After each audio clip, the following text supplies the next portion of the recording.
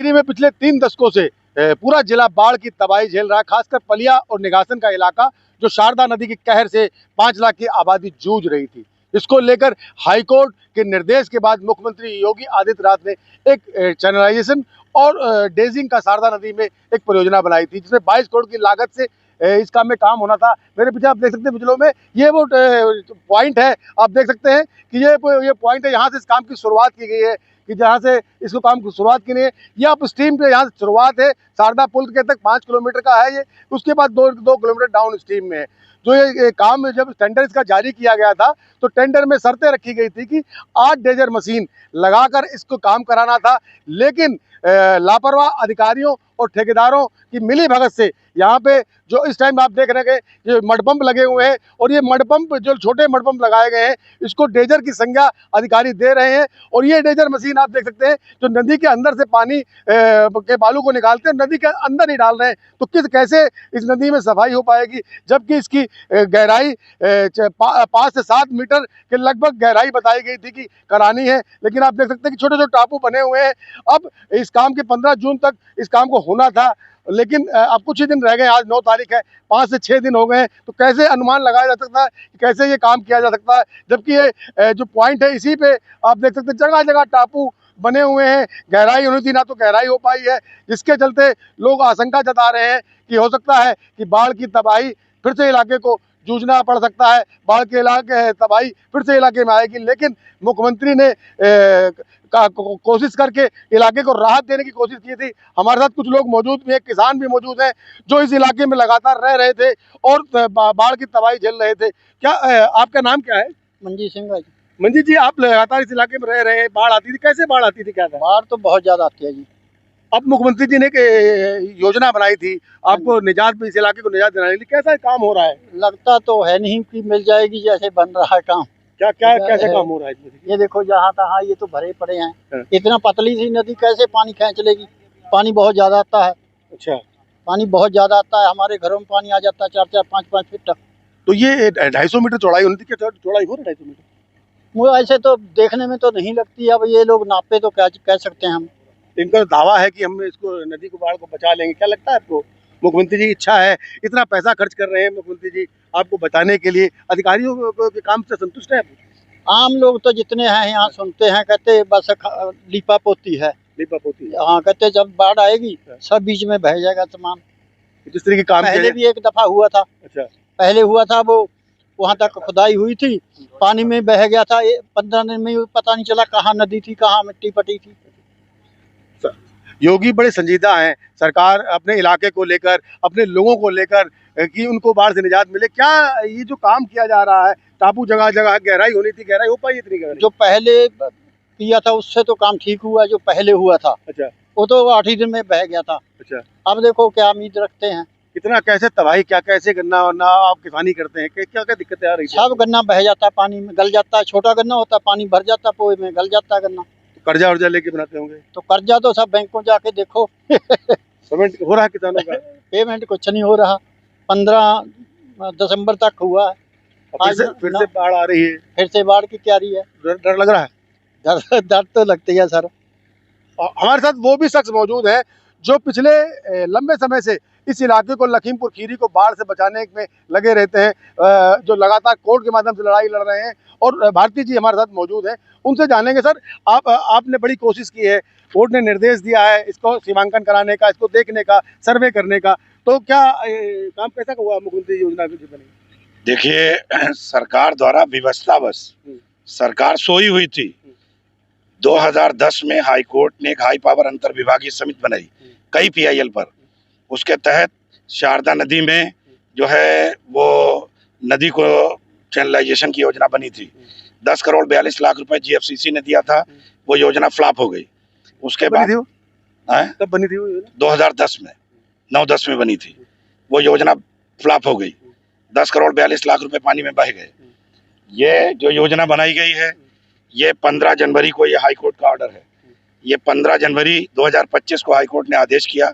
इस आदेश के बाद सरकार जागी और सरकार के अधिकारियों ने आनन फानन में अपनी नौकरी बचाने के लिए, क्योंकि 15 साल से कुछ किया नहीं था, तो इन्होंने ये योजना बना डाली। हमने 13 जनवरी को जब इन्होंने हमको मीटिंग में बुलाया तो हमने उस मीटिंग में रखा कि आप नेपाल के पानी का सर्वे करके और इसका योजना जो भी बनाइए। उसमें CWPRS के वैज्ञानिक रघुराम जी भी थे और 5 नदियों के मुख्य अभियंता मौजूद थे, यहाँ के जनप्रतिनिधि भी मौजूद थे, जिसमें सांसद विधायक सभी मौजूद थे। मैंने जोरदार तरीके से कहा कि यह योजना, आपकी कोई भी योजना तभी कामयाब होगी जब आप नेपाल से आने वाली 8 नदियां, जिसको चाइना सरकार की साजिश से नेपाल ने भारतीय क्षेत्र में 4 दशक पहले टाटरगंज के अपस्ट्रीम में नदी में डाइवर्ट कर दिया है। जब नदी शारदा नेपाल में बह रही है बनबसा के डाउन स्ट्रीम में, तो बनबसा के डिस्चार्ज पर योजना बनाई है इन्होंने। जो बनबसा का डिस्चार्ज है 1930 से लेकर 2024 तक का, मगर इन्होंने नेपाल से आने वाले एक्स्ट्रा पानी का कोई नोटिस नहीं लिया।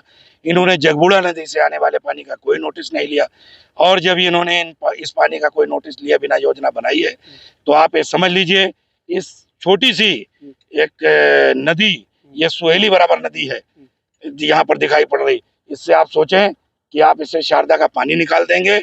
ये एक दीवा स्वप्न है और अधिकारी केवल सरकार और मुख्यमंत्री और सबको जो है फजीते में डाल रहे हैं, उनकी छवि खराब कर रहे हैं।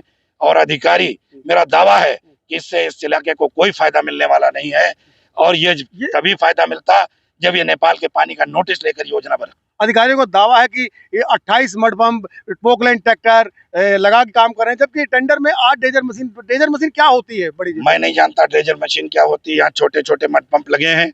मैं इतनी बात जानता हूँ, एक गांव में कहावत है, 9 कितने बाल सामने आ जाएंगे।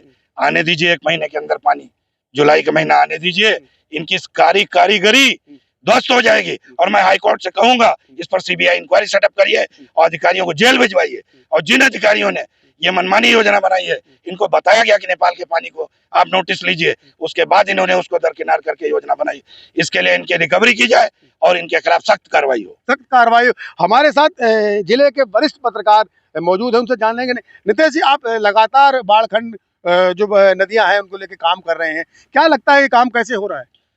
काम देखिए, यहाँ पर जो काम मुख्यमंत्री जी ने पलिया के बचाने के लिए जो 22 करोड़ 23 लाख रुपए की परियोजना बनाई, और ये बाराबंकी में घाघरा नदी में एल्गिन ब्रिज, सरयू नदी जहाँ बोलते हैं वहाँ पर एल्गिन ब्रिज पर ये इन्होंने एक बनाया था।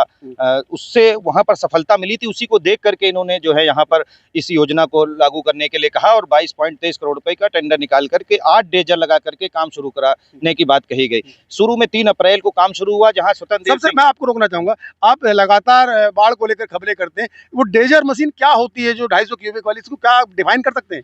जो ड्रेजर मशीन होती है ये बड़े बड़े समुद्रों में काम करती है। जहाँ पोर्ट बने होते हैं वहाँ से ये ड्रेजर मशीन लाई जाती है, जो काफ़ी कीमत की होती है।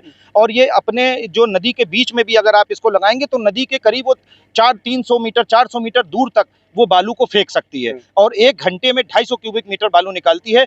इसीलिए 8 ड्रेजर लगाए गए थे, ताकि ये 2 महीने के अंदर, जून से पहले ही इतना उसका फ्लो था बालू निकालने का कि वो अपने आप यहाँ की जो बालू है निकाल देते। अभी क्या हो रहा है, मुख्यमंत्री जी ने सोचा था वो सही सोचा था इलाके के लिए। मुख्यमंत्री जी ने जो सोचा था वो एकदम सही सोचा था कि जो यहाँ पर 8 ड्रेजर लगाए जाएंगे तो इसकी सारी 26 लाख जो क्यूबिक मीटर बालू है निकल जाएगी, तो नदी की गहराई बढ़ जाएगी और पानी एक धारा से बनके चैनलाइजेशन होकर यहाँ से पानी निकल जाएगा। ऐसा काम हो रहा है, आप डे टू डे काम सर्वे भी कर रहे हैं। अब आप देख रहे हैं कि यहाँ पर जो मडपंप लगाए गए हैं, इनकी जो बालू है वो मडपंप ये डेजर नहीं है, इनको अधिकारी छोटा डेजर बता रहे हैं, जबकि यहाँ की भाषा में इसको मडपंप कहते हैं। इसको छोटा डेजर बता करके वो बता रहे हैं कि हम छोटे डेजर हमने 28 लगा दिए और हम लगातार जो है ये कर रहे हैं कि हम बालू निकाल रहे हैं। लेकिन बालू आप देख सकते हैं कि बालू जो निकल रही है वो नदी के अंदर से निकाल के नदी में ही गिरा रहे हैं। इसका क्या लाभ है?